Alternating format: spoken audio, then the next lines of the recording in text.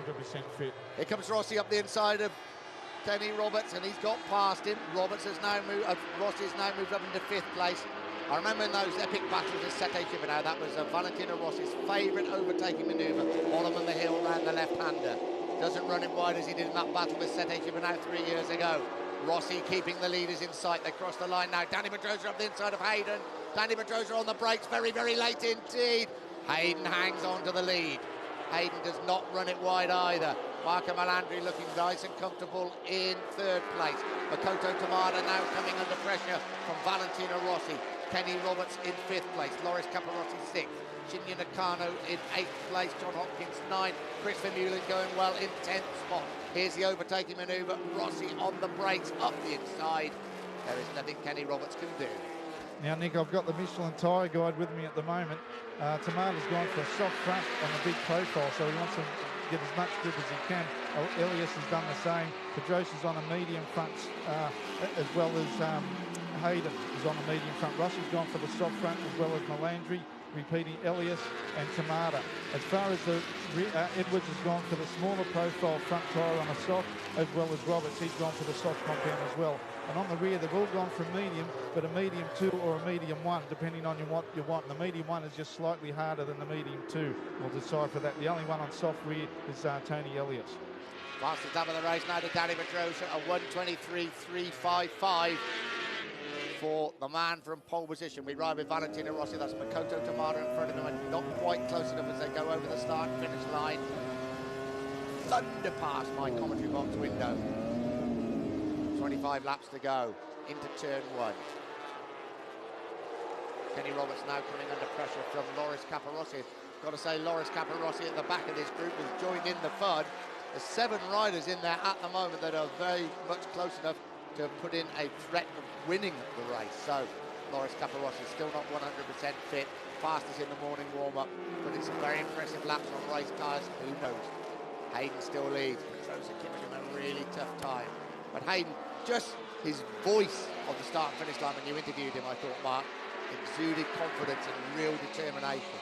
Yeah, he's been doing that all weekend. And like, when you look at the consistency of the lap times he was doing during all the practice sessions, and the one just slightly in the mid-23s that he was doing, mid to high ones, but doing them more consistently than his teammate Pedrosa. Those two are leading the way, and this has just been reflected in the race at the moment as Hayden just hangs on to that lead by about 0.2 of a second. Rossi seemingly quite content to hang in there in 5th place at the moment. This isn't Donington Park where he had to race his way through the field, picking off people all the time. He hasn't got to do that because the leaders are not getting away. And behind him is Kenny Roberts Jr. and then Loris Capirossi.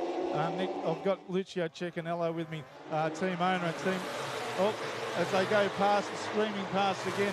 By the time they get past, I should be able to have him. Lucio, bitterly disappointed.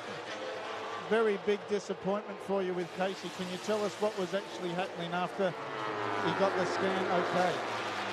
Yeah, I mean, it is really unbelievable the strong position of the chief medical doctor.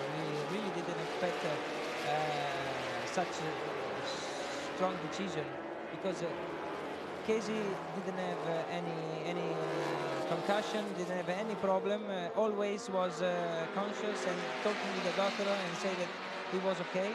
But at the end, because they were surprised, the doctor saw the crash, the helmets. He was scared because looking at the helmets was a quite big impact. But in fact, it was not like this. It's just because it was the stone and so on. But anyway, even with the negative scan, the chief medical doctor don't want to take the responsibility and he says just the rider is not fit to race. That's very sad for you.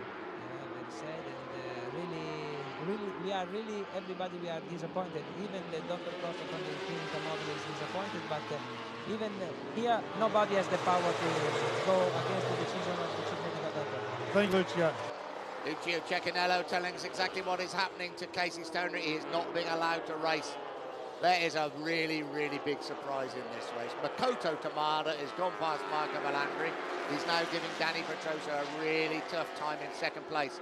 For all the people that do the sweepstake, that includes us, that name did not occur on that sheet of paper. Tyre choice may be why he's going so well early in the race, Mark. Yeah, the tyre choice, he's gone for the soft front, and he needs that with as much confidence in the front as he can. As we said before, he's been struggling on the Michelin to get that confidence in there to really push it hard. And the softer one, he'll be able to feel it a bit more than what the rest of them are going for the medium compound front. As we look now, it's still Hayden leading his teammate just at the moment. At that split, it was 1.171 in a second, so Pedrosa is really trying to close the gap. I really think from Loris Capirossi to Nicky Hayden at the front, the gap is 1.3 seconds. It really matters a little.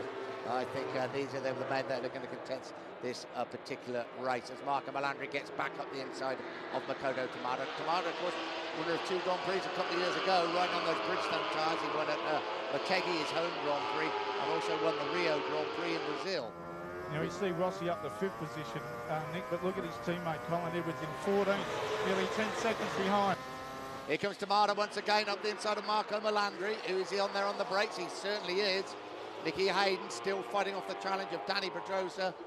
But Tamada this time forced a little bit wide by Marco Melandri. Marco Melandri hangs on to 3rd place. I think there's a lot of sparring going on out there at the moment, don't you, Mark? Oh, it certainly is. It's just really going to hot up with 22 laps to go. We're not even a 3rd race distance at the moment. And look at these, you're running it wide just slightly, and all you need is a slightest mistake to let this bunch through. Rossi now 0.8 of a second behind at the end of that lap. Hayden still leads the way from Danny Pedrosa. Seen Pedrosa's bike moving violently there as he tried to get the most gas out of it coming down that long left-hand corner down the hill. Marco Melandri 3rd, Makoto Tamada 4th. In 5th place, and Kenny Roberts, Loris Capirossi, Shinya Nakano, Chris Vermeulen now up into 9th place in front of his teammate John Hopkins. Maybe the tyre choice was what came into play then, Nick. Here comes Marco Melandri up the inside of Danny Pedrosa. Marco Melandri moves into 2nd place. Both 250cc world champions, Valentino Rossi has also got past Makoto Tamada. They like that, Ben. Tamada fights back immediately. But Rossi now up into 4th place. Look out for the Italians. Melandri and Rossi are on the charge. Over the start and finish line, 21 laps to go.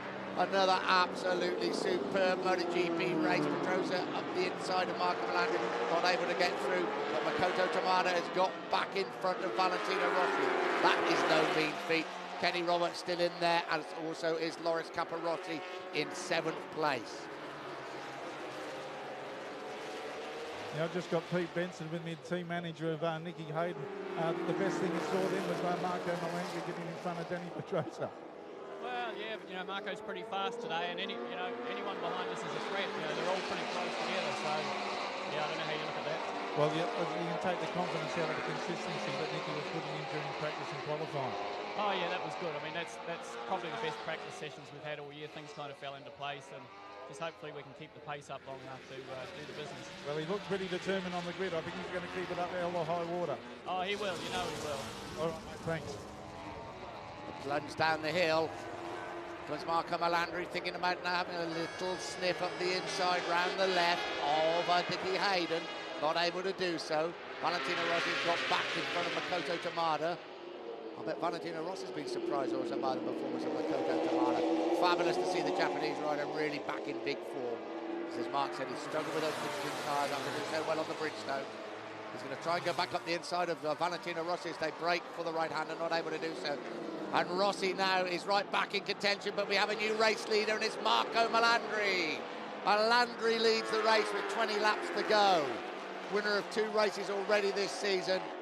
And Marco Melandri, as I said, casually announced that Pedrosa and Hayden absolutely side by side, that he'd been riding with fractured collarbone for the last 2 races, following that horrendous accident in Barcelona 4 weeks ago. He leads here at the Sachsenring, and it is pretty hot and hairy behind him. Look at him slide that back tyre, the Michelin at the moment, but Melandri would have taken so much confidence out of that, knowing how hard he can ride with a broken collarbone. Now he's getting back to fitness. He'll just be going even harder, and be interesting to see whether he's got the soft front and the bigger profile tyre and the medium number 1 tyre on the rear. So maybe if he tries to break away on the soft tyre and just then nurse it back towards the end of the race. I want to be interested to see how Nicky Hayden reacts after leading the race for so long. Here goes Valentino Rossi up the inside of Hayden. Rossi takes over 3rd place. The crowd go absolutely wild. He's not German. He may be Italian, but he's now in 3rd place. Danny Pedrosa and Marco Melandri. Oh, Kenny Roberts has come from no. Oh, Kenny Roberts has gone down. Makoto Tamada has gone down. So Roberts got at the inside of Makoto Tamada, took out the Japanese rider on the Konica Minolta Honda. Tamada looks like he's injured, lying in the gravel trap. So 2 riders out. Let's see if the race will continue. Yes, Edwards in a bit too hot there, trying to see what going over to. And there is Kenny Roberts now, alongside Makoto Tamada. Kenny Roberts immediately over to see him. You've got to say that it was probably poor old Kenny Roberts' fault. Yes, it was. Yeah, took out Tamada. Too hot going in there. Nick on a really acute angle, trying to get it around that corner, and just wasn't going to work for him. But he's just so distraught at the moment. And Kenny Roberts, one of those guys that would definitely do nothing to try and take another rider out. Oh, absolutely not. Absolutely erasing an accident. Right, Melandri, Pedrosa, and that man Rossi. Don't write him off. Write him off at your peril. Well, we said after the race times yesterday on the race tyres that he was up there with the best of them, and he's just proving that. He's got the good start, picked them off one by one, now up in the 3rd spot. And looking at the sight we've got is we're on board with Rossi at the moment. Here comes Rossi on the brakes up the inside, not able to get through this time. Or has he got through? He has. Valentino Rossi has got through. I apologise. Valentino Rossi has got past Danny Pedrosa, who's up into 2nd place. Nicky Hayden is there. Loris Capirossi is there. It does appear that Makoto Tamada is okay. He's out of the gravel trap as we race by. 18 laps to go. What a cracking MotoGP race. Marco Melandri leads. Valentino Rossi on the brakes, trying to go up the inside, not able to do so. Danny Pedrosa and Nicky Hayden give chase. At the back of the group, Loris Capirossi. 2 men out of this group, Kenny Roberts and Makoto Tamada, crashing coming into the last turn, a lap ago. Gotta say, Mark, I didn't think Valentino Rossi could win this race. He certainly could win this race, couldn't he? Very much so at the moment. As we watch a replay there, you can see the angle that Roberts has gone into. A bit of too much front brake as he's tried to tip it in, lost the traction of it, and Tamada just been in the wrong spot at the wrong time to get the bike, and Kenny Roberts come cannonballing into him. We'll wait to hear any news on Makoto Tamada, but I think he probably was okay. Kenny Roberts obviously okay after the accident. He would have been a bit sore in the left leg there, Nick, by being hit by the bike at something like 140 k's they go through that final corner. Rossi sizing up Marco Melandri's favourite overtaking point. Valentino Rossi leads the German Grand Prix here at the Saxon Ring. He just loves that left-hander at the bottom of the hill. How many times over the last few years have we seen him overtake people? We've seen him make mistakes here also on the very last lap of a race. No mistake this time.